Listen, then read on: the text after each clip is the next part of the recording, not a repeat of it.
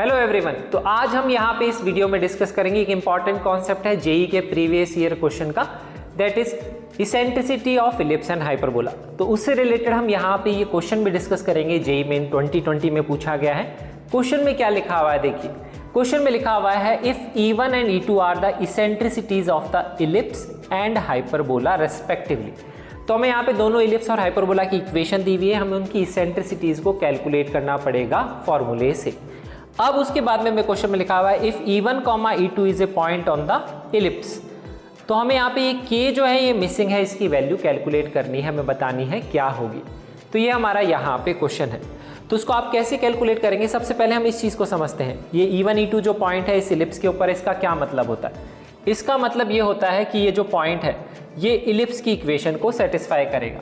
तो यहाँ पे आप क्या करेंगे, जो इलिप्स की इक्वेशन है उसमें x की जगह E1 पुट कर देंगे और y की जगह आप E2 पुट कर देंगे। तो यहाँ से आपकी एक इक्वेशन बन जाएगी जिसको हम बाद में भी यूज़ करेंगे क्वेश्चन को सॉल्व करने के लिए। तो इक्वेशन बनेगी 15 plus 3E2 square is equal to k। तो यहाँ पे अब हमें k की वैल्यू वैल्यूएट करनी है, तो हमें यहाँ पे E1 और E2 की वैल्यू का स्क्वायर ही कैलकुलेट करना है। अगर हम वो कैलकुलेट कर देंगे तो वो वैल्यू पुट करके हमारा k का आंसर आ जाएगा।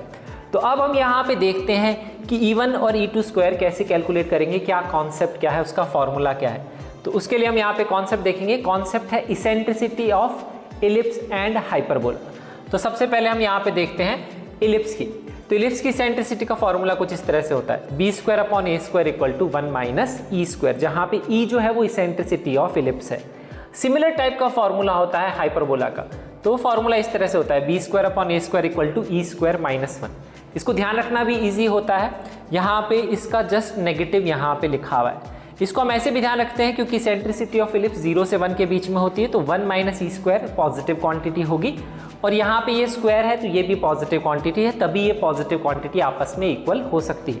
सेम ही चीज़ यहाँ पे ये भी पॉजिटिव है, तो यहाँ पे हाइपरबोला की सेंट्रिसिटी 1 से बड़ी होती है तो ये भी वैल्यू पॉजिटिव ही आएगी। इस तरह से हम यही ध्यान रखते हैं। और आप एक इलिप्स का फॉर्मूला याद रख के भी हाइपरबोला का फॉर्मूला, एक तो ये तरीका याद रखने का कि इसका जस्ट रिवर्स है, दूसरा तरीका यहाँ पे ये होता है आप इसको ऐसे भी ध्यान रखते हैं कि अगर आप 1 माइनस ई स्क्वायर याद रखेंगे इसको, तो यहाँ पे बी स्क्वायर की जगह आपको सिर्फ माइनस बी स्क्वायर लिखना है। ऐसे भी कुछ लोग ध्यान रखते हैं।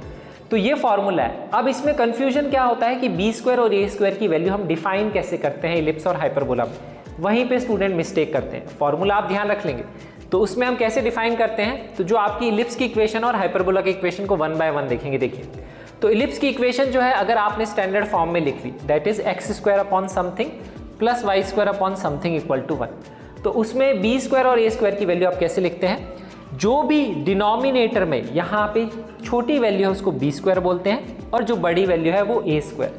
तो ए स्क्वायर आपका 18 है, बी स्क्वायर 4 है। ध्यान रखिए एक्स स्क्वायर के और वाई स्क्वायर के आगे की तरफ 1 होना चाहिए न्यूमरेटर में, डिनोमिनेटर की वैल्यू लेनी है और राइट साइड की भी वैल्यू 1 होनी चाहिए।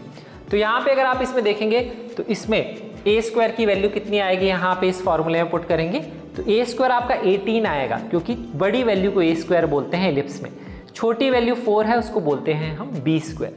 तो यहाँ पे हम ये वैल्यू पुट कर सकते हैं। तो ये वैल्यू आएगी 4 upon 18 equal to 1 minus, eccentricity को क्वेश्चन में लिखा था E1 तो मैंने E1 स्क्वायर यहाँ पे लिख लिया। तो ऐसे हम इलिप्स की इसेंट्रिसिटी का फॉर्मूला अप्लाई करते हैं।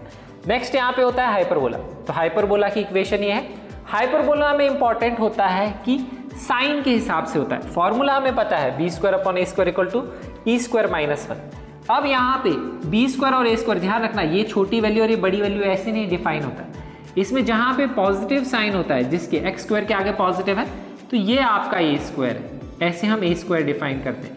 और वाई स्क्वायर के नीचे सामने नेगेटिव है तो ये हमारा बी स्क्वायर है। कंडीशन ये है कि जो राइट साइड की वैल्यू है ये वैल्यू आपकी पॉजिटिव 1 ही होनी चाहिए, तभी हम इस तरह से इसको डिफाइन करते हैं। इसमें भी राइट साइड में पॉजिटिव 1 है, लेकिन इसमें ए स्क्वायर बड़ी वैल्यू है, बी स्क्वायर छोटी वैल्यू है।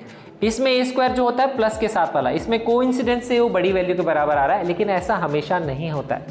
तो यहाँ पे यही कन्फ्यूजन होता है स्टूडेंट्स को। तो अब आपको सिंपली यहाँ ये वैल्यू पुट करनी है, बी स्क्वायर की जगह 4, ए स्क्वायर की जगह 9 और यहाँ से ई स्क्वायर की वैल्यू आप कैलकुलेट कर लेंगे। तो कैलकुलेशन करने के बाद में देखिए आंसर क्या आएगा। यहाँ पे कैलकुलेशन करने के बाद में आपका आंसर ये आएगा, E1 स्क्वायर आएगा 14/18 और E2 स्क्वायर आपका आ जाएगा दैट इज इक्वल टू 13/9 वो कैलकुलेशन आप कर सकते हैं। तो e1² e2² अभी हमने इक्वेशन बनाई थी, उस इक्वेशन में हम पुट कर देंगे तो उससे k की वैल्यू आ जाएगी। तो हमने इक्वेशन क्या बनाई थी, अभी पहले लिखी थी, वो इक्वेशन आपकी ये थी 15e1² + 3e2² = k, क्योंकि e1 और e2 जो था कर्व की इक्वेशन में सेटिस्फाई कर रहा था इलिप्स में। तो अब हम यहाँ पे ये वैल्यू पुट कर देंगे, e1² की जगह 14/18, e2² की जगह 13/9। और अब आप इसको सॉल्व कर लीजिए, कैलकुलेट कर लीजिए, तो वहाँ से आपका k का आंसर आ जाएगा, दैट इज इक्वल टू 60।